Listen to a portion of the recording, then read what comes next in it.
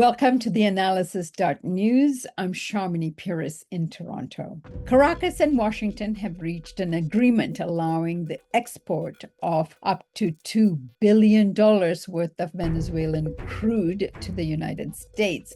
U.S. President Donald Trump announced the deal on Tuesday. He has said that interim President Delcy Rodriguez must give the United States and private companies what he called total access to Venezuela's oil sector or face further consequences. The U.S. demands that Venezuela divert crude exports from China, Russia, and Cuba and send all crude to the United States. The agreement also signals a shift in Venezuela's geopolitical alignment. It is clear that this shift was not achieved through negotiations among equals, but under sustained U.S. pressure. Geopolitical analysts warn that the deal illustrates how oil has once again become a tool of strategic dominance, linking market access to political compliance. The deal marks a major political concession by Venezuela's newly sworn-in interim president, Delcy Rodriguez, and a clear win for Trump's strategy of pressure and leverage for his oil company donors. It follows months of escalating U.S. military, economic, and diplomatic pressure and underscores Washington's ability to force compliance by threatening deeper sanctions or direct intervention unless Venezuela opens its oil sector to U.S. control. President Trump has repeatedly demanded that Venezuela grant American oil companies broad access to its energy industry, framing the agreement as a test of cooperation. Further, on Sunday, during another one of Donald Trump's press briefings aboard Air Force One, a reporter asked a direct question about oil companies and Venezuela. Maybe then before the operation took place? Yes. Did you maybe tip them off?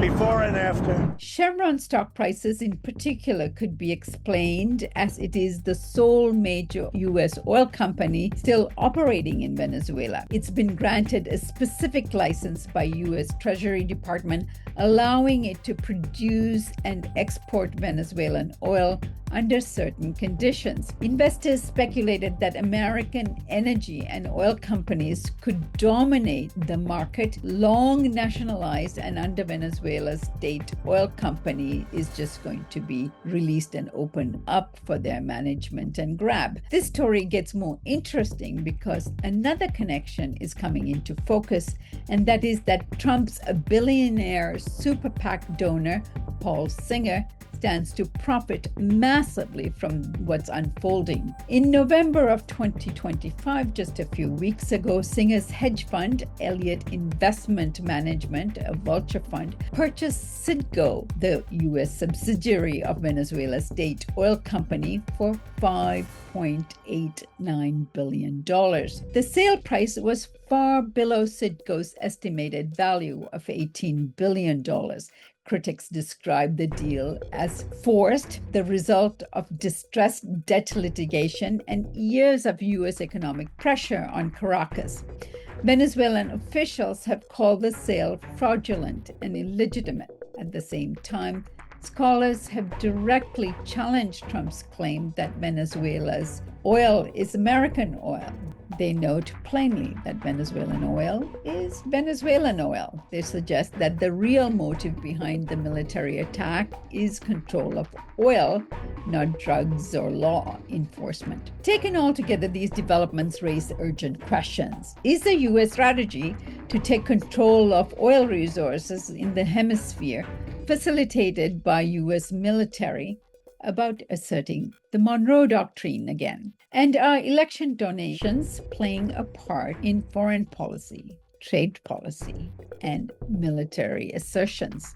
In other words, are presidential candidates being bought In this particular case, we know that the Washington Post reported that back in May of 2024, when Trump was running for office, Trump promised to drop Biden's climate policies and restrictions on fossil fuels for $1 billion in donations from the oil companies for his campaign. But what other deals did Trump make with the oil companies? To discuss the lineage to the current situation and the history of Venezuela's oil industry and its role in the hemispheric dominance, we are joined by two experts that have studied these dynamics for a long time. Steve Ellner is a scholar on Venezuelan political economy. He is a retired professor from Universidad de Oriente in Venezuela, where he lived for 40 years. He's currently associate managing editor of the journal Latin American Perspectives. Steve Ellner has also been visiting professor at Georgetown University, Duke University, University of Buenos Aires, Australian National University, and Tulane University. Steve, thank you for joining us. Thank you for the invitation, Sharmini. We're also joined by Ricardo Vaz. He's the editor of Venezuela Analysis and a journalist based working out of Caracas. Thank you so much for joining us, Ricardo. Thank you, Sharmini. It's great to be here. Steve, let me start with you. Set the foundation for this discussion. Walk us through a brief history of Venezuela's oil industry and how early did oil become tied to U.S. influence in the hemisphere? Yes, in order to answer that question, we have to go back 100 years. Because it was in the late 1920s that Venezuela became the world's leading exporter of oil. And it became evident to the political actors in Venezuela, and especially the younger activists who, after the death of the dictator Juan Vicente Gomez in 1935, led the country. And it became evident that in order to reap maximum benefit from the oil, vis-a-vis the foreign oil companies, because they were all foreign oil companies, it was necessary to gain a degree of control. And that was because the oil companies, the major ones, which became really the big three, which was Exxon, Gulf, which is now Chevron, and Shell, those three companies and others as well, were integrated, which means that they were exploiting the oil, they were transporting it, and they were purchasing it from themselves. And so as a result, they did not provide accurate information about costs. And so the income tax, in other words, the tax on their revenue, was underestimated. And in order to really keep tabs on that process, it was necessary to gain knowledge about the industry. And to do that, the knowledge couldn't come just from books. They had to come from involvement in the industry itself.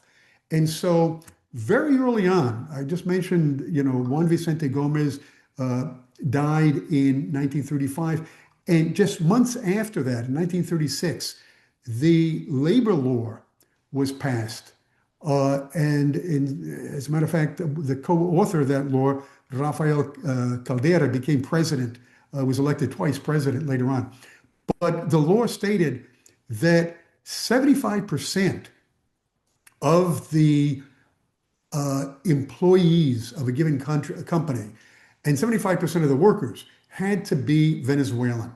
And they did it that way because all the workers were Venezuelan, but what was really important for the country was that the employees, in other words, in Spanish, employee means basically white collar worker, as against worker, or obrero in Spanish, blue collar worker. So it was important that the white collar workers, the professionals and the technicians, and later on the executives, be Venezuelan. So that became extremely important. And if you trace the history of Venezuelan oil, it was really all about that. It was about the struggle to gain control and participation in the oil industry.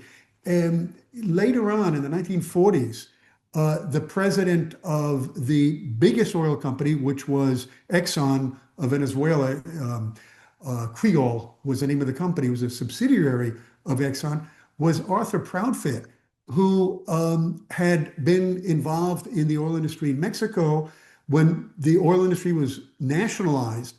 And the lesson that he drew was that concessions had to be made in order to avoid a second Mexico. The nationalization of oil in Mexico was one of the most important events in 20th century Latin American history. And so there was a process in which Venezuelans were gaining increasing control of the industry. In 1976, the year after I arrived in Venezuela, as a matter of fact, in January 1976, the oil industry was nationalized. But that nationalization was not complete. In fact, it was called by many people on the left, referred to it as the Chacuto nationalization, which is basically saying it was a half nationalization, because the oil companies that were formed, they were affiliates of PDVSA, which was the master company, but the affiliates were tied to those same oil companies, those same foreign oil companies, Exxon, Gulf, and Shell, which had run the industry prior to the nationalization. So there's always this sense that, the oil was not completely ours. The oil was still in the hands of the multinationals. That nationalization in 76, in my opinion, was a positive step in the right direction, but it was incomplete. So Chavez comes along. Steve, before you go there, the state-owned oil company, PDVSA, has always been more than a company. When was it established? It was established with the nationalization, that first nationalization in 1976. So in the 1990s, which was the heyday of neoliberalism, the oil industry was somewhat privatized. There were mixed companies that were formed. And so PDVSA was a partner with foreign companies. These were mixed companies. And in some cases, PDVSA had minority control, minority participation. So Chavez comes along, and in September 2001, he decreed that all these mixed companies had to have majority PDVSA ownership. So PDVSA had to own more than 50% of all these companies. And shortly after that, the coup took place, and that had a lot to do with that law. It was the Ley Orgánica de Hidrocarburos. That law, that was a law decree in late 2001, had a lot to do with the unsuccessful coup against Chavez in April of 2002. And then just to move ahead in order to give the schematic history of the Venezuelan oil industry, Chavez harped on the idea that 1976 nationalization was incomplete.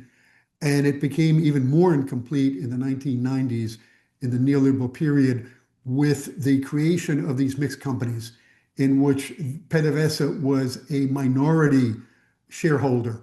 And so in late 2001, in September of 2001, Chavez decreed, along with a number of other decrees, in fact, there were 47 or 49 decrees altogether. But perhaps the most important was the Ley Orgánica de Hidrocarburos, which stated that more than 50% of the ownership of all these mixed companies, of all the everything having to do with the production of oil, had to be owned by PDVSA. And it's not a coincidence that the coup against Chavez took place shortly after that. In April of 2002, there was an abortive coup, and that had a lot to do with the nationalistic oil policy of Chavez enacted in September of 2001. Steve, after the coup attempt against Hugo Chavez removed 2,000 managers and senior administrators from PDVSA's upper echelons of the company. Now, from the perspective of the United States, why was that seen as a direct challenge to U.S. oil companies and U.S. regional authority? Yes, because, those oil employees, in other words, the white collar workers, namely the professionals, the technicians, and also the executives, they were very much tied to U.S. culture. There was a real, dovetailing of Venezuelan and U.S. culture going way back in time. But this was promoted by the private companies, and so they tended to be loyal to a certain type of leadership, which was tied to the United States and the oil companies. That helps explain, that partly explains, not completely, why such a large percentage of those white collar workers, unlike the blue collar workers, supported the general strike. The general strike took place in December of 2002, January 2003. It was a 2-month strike. It was called a general strike, but it really was a lockout.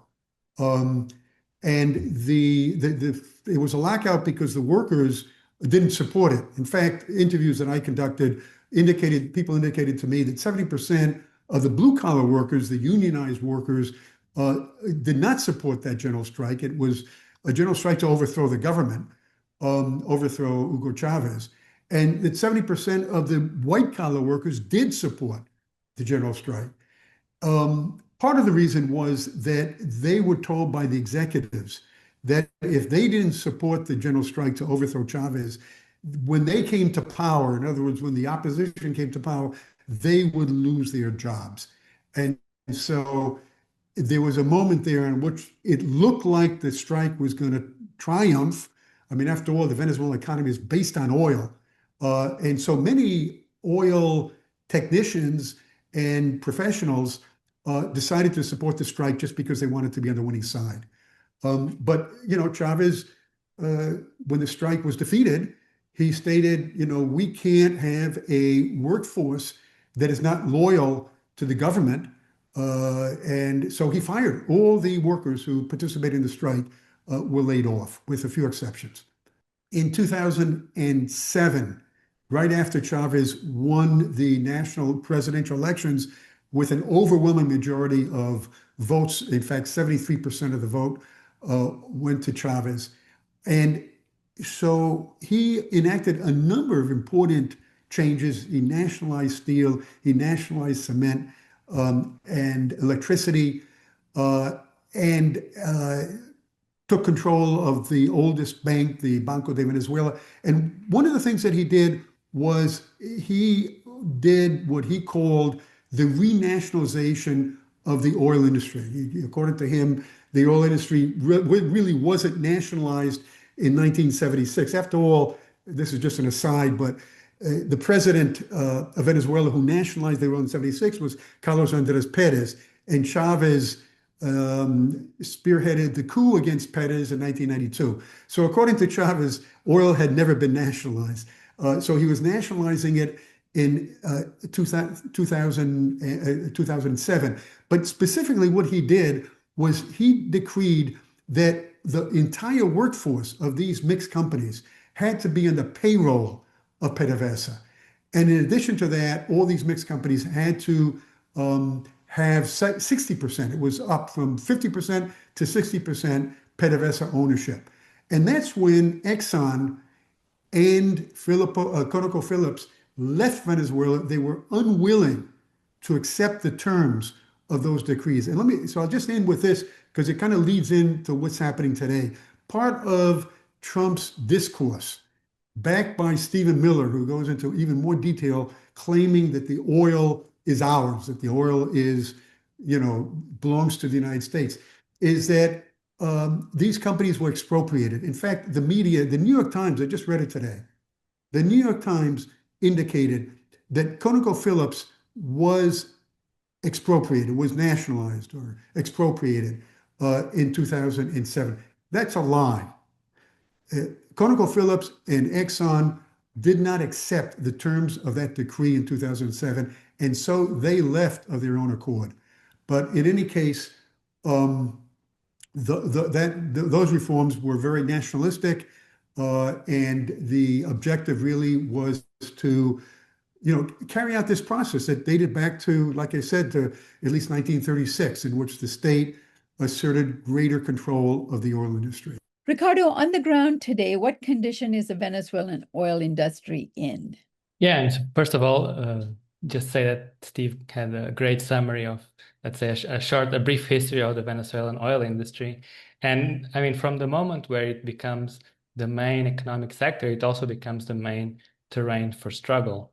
But, fast forward to the present, and I think when we talk about the present state of the oil industry, it begins with US sanctions. So the first measures directly targeting PDVSA are from August 2017. That was during Trump's first term. And many people talk about the aftermath of this 2002 oil lockout when Chavez dismissed this great amount of oil executives and white collar workers as if that's the beginning of the end for the Venezuelan oil industry. But that is actually false. After that, and in the 10 years after that, the industry recovered and was producing routinely 2.5 million barrels per day. That's very close to the historical maximums. But then, of course, Chavez passed away, and shortly after that, there was a very sharp decline in global oil prices. And for an economy that's so dependent on oil, it was still very dependent during the Bolivarian Revolution, notwithstanding efforts to actually overcome this dependence. That had a devastating effect because in 2007, this last decree that Steve was talking about, this marked a very significant shift of the oil industry towards the Orinoco oil belt. And this is the largest oil deposits on the planet. But it's a very heavy, an extra heavy type of crude that has high extraction costs. And so if oil prices plummet, then they drop below production costs and production has to stop. So the Venezuelan oil sector was already reeling from that in 2015, 2016, when these first sanctions arrived from the Trump administration. So we saw an oil production that was still around 2 million barrels per day in 2017 collapse completely to values not seen since the 1930s and 40s of 350,000 barrels per day in 2020. This was during the pandemic even. And so many people wondered, is this going to be just an eternal collapse? Is it going to go all the way down to zero and it will be kind of a post-oil economy by force? But it wasn't the case. The Venezuelan oil industry managed to stop the bleeding. And over time, since 2020 until now, it has slowly recovered. And now it depends on who you ask, because if you look at the monthly reports from OPEC, secondary sources state that production is around 950,000 barrels per day. And the numbers directly communicated by PDVSA are around 1.1 million barrels per day. There's a historical discrepancy there concerning condensates, technical, and also, I mean, PDVSA's own interest in, showing a strong force in the face of this constant US blockade. So that's the present state of the industry, is that sanctions make it very hard to significantly recover production because the US is constantly either directly or indirectly chasing away potential partners for the Venezuelan oil industry. And so that forces PDVSA to have to rely on smaller, unknown, and experienced companies to do drilling operations. And also PDVSA itself does not have access to the investment, to the spare parts. So it's an industry that's really in a straitjacket because of these US sanctions. As far as sanctions are concerned against Venezuela and oil companies, Chevron continues to operate with US approval.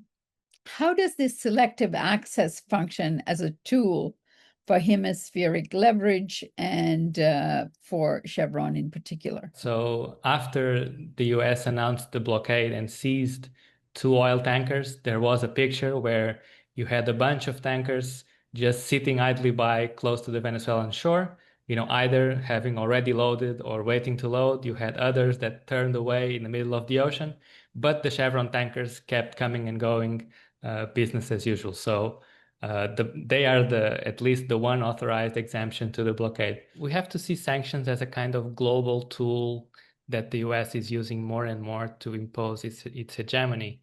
So here, I mean, sanctions are like a blanket prohibition. US companies are not allowed to do any kind of transactions with the Venezuelan oil industry.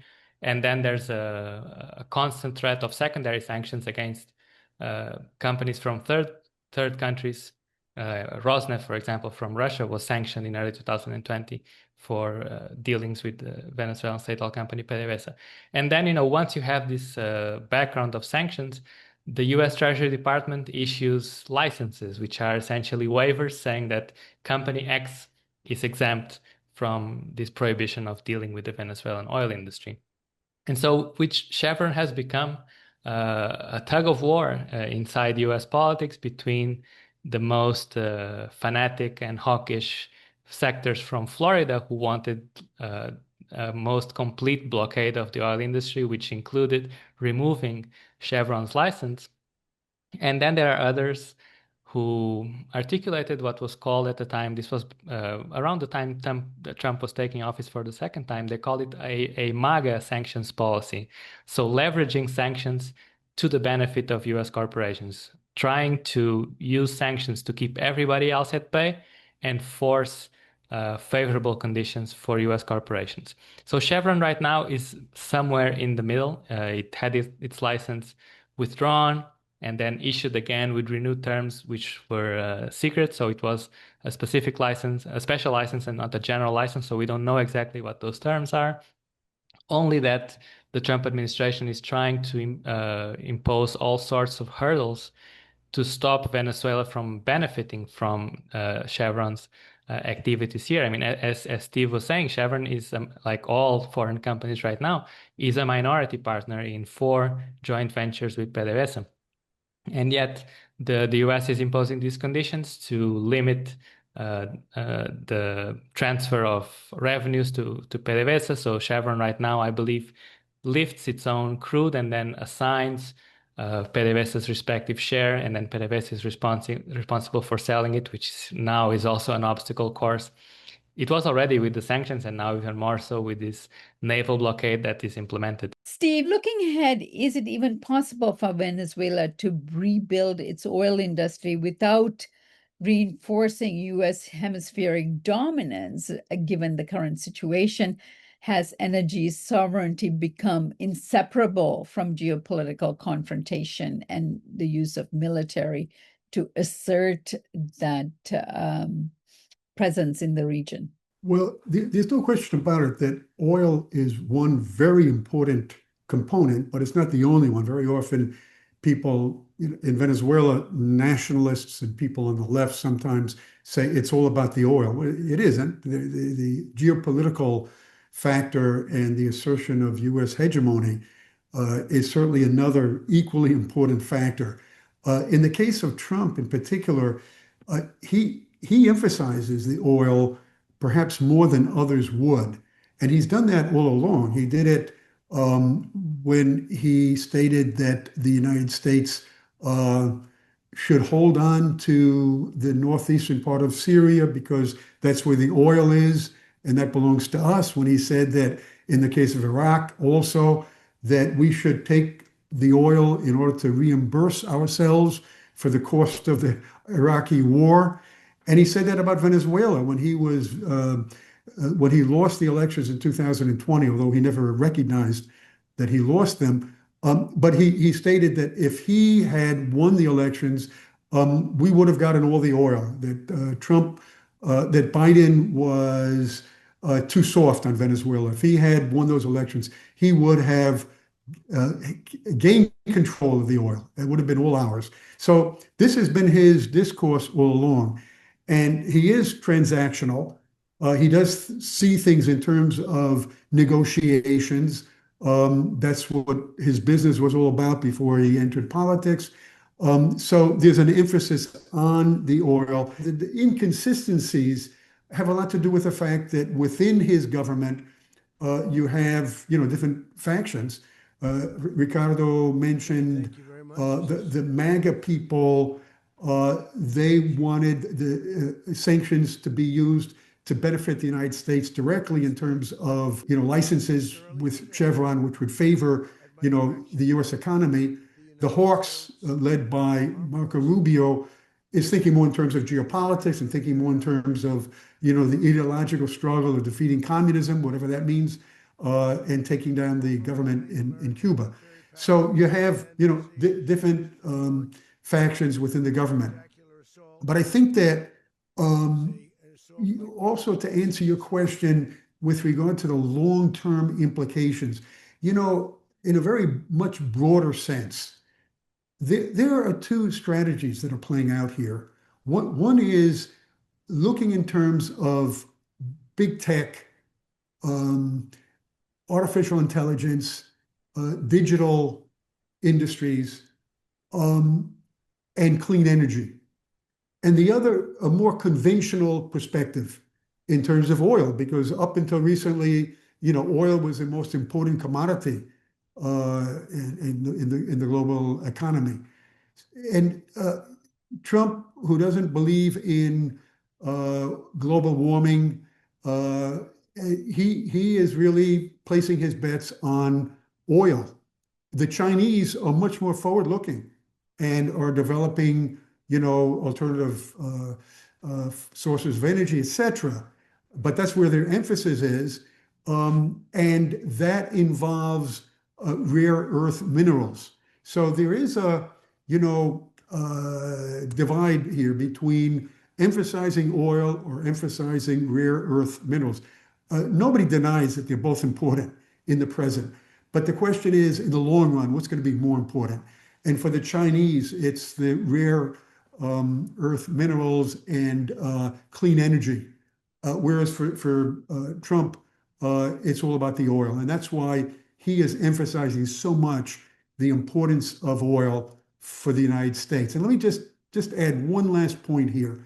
And that is that one of the reasons why Trump is harping on US control of oil is that a point that John Mearsheimer makes.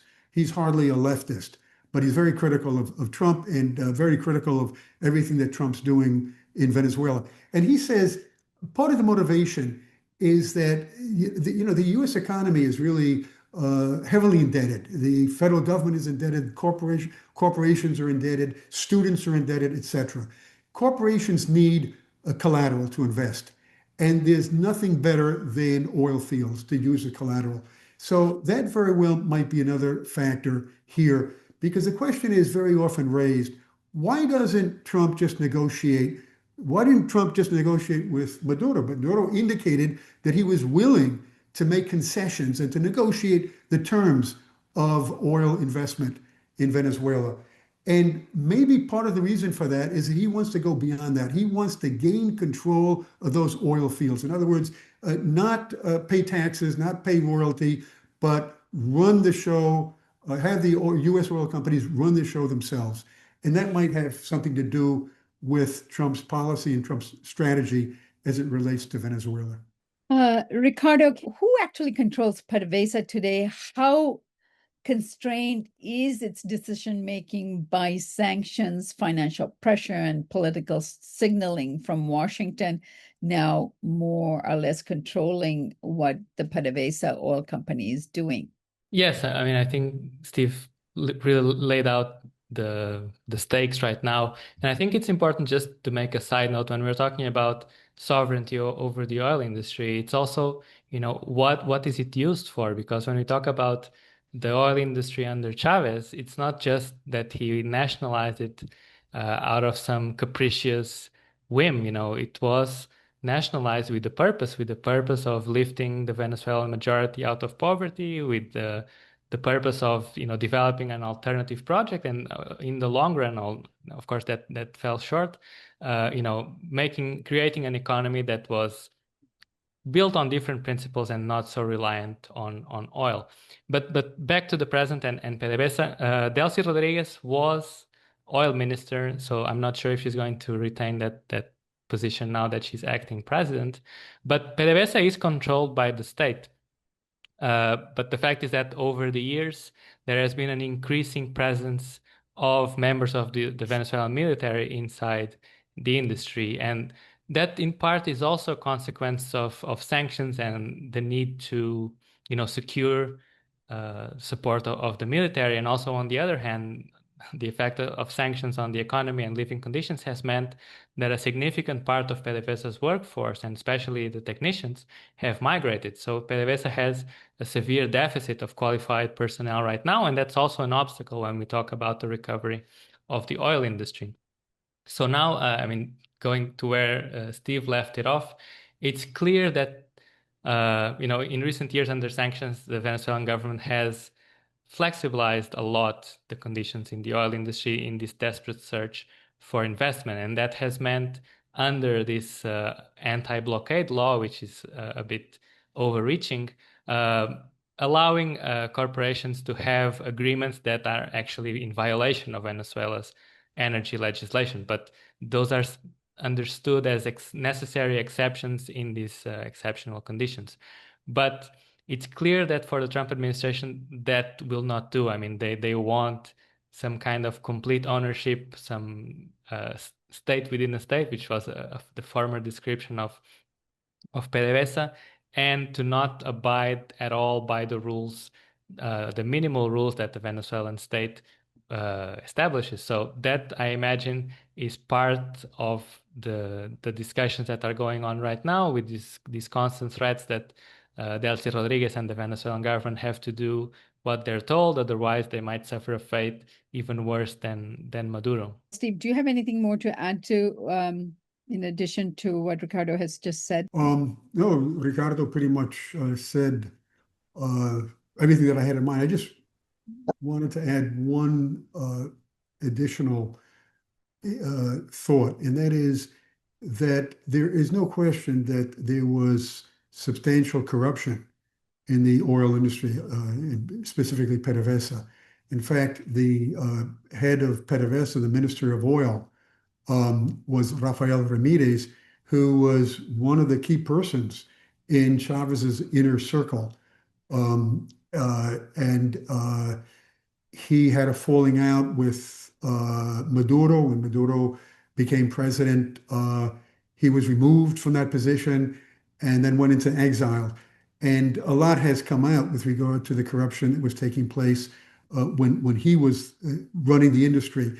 And I think that part of the problem was that he was a minister of oil and at the same time president of PDVSA. I think this was one lesson to be learned from all this, that there's no oversight. If the idea of the Ministry of Oil is to keep tabs on the everyday functioning of PDVSA in the oil industry, but if the same person is heading both, then you don't have the accountability that's so necessary.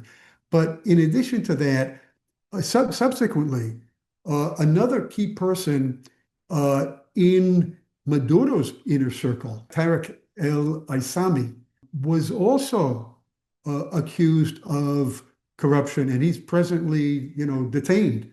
And he was, one of the main leaders under Chavez, but especially under Maduro. And he was the Minister of Oil from 2020 to 2023, and somebody with a leftist background. In fact, his father participated in the '92 coup attempt.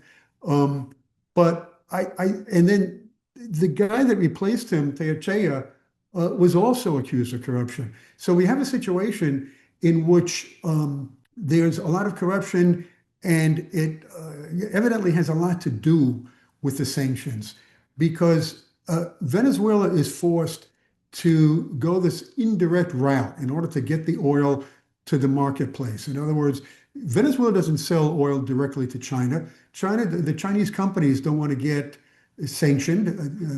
Ricardo made reference to secondary sanctions. This already took place, as he mentioned, in the case of Rosneft, and it was Repsol of Spain was also threatened with that. So as a result, the Chinese companies are not willing to purchase the oil directly. It goes through, a whole complicated network in order to get to China. And the transactions themselves, because of the dollar economy, take place on the high seas. And that, is conducive to corruption. And I believe that has a lot to do with the fact that there was a lot of corruption, especially in recent years under Trump, beginning in 2017. that the corruption had a lot to do with the sanctions that were imposed by Trump. Steve Ellner, thank you so much for joining us today. Good to be on the program. And Ricardo Vaz, thank you for joining us. Thank you, Sharman. It's good to have the opportunity to discuss these topics in depth, and I look forward to future discussions. And thank you both for helping us examine the history of the oil industry, what's currently happening, and the sovereignty of nations and hemispheric power intersecting in Venezuela today. Thank you so much.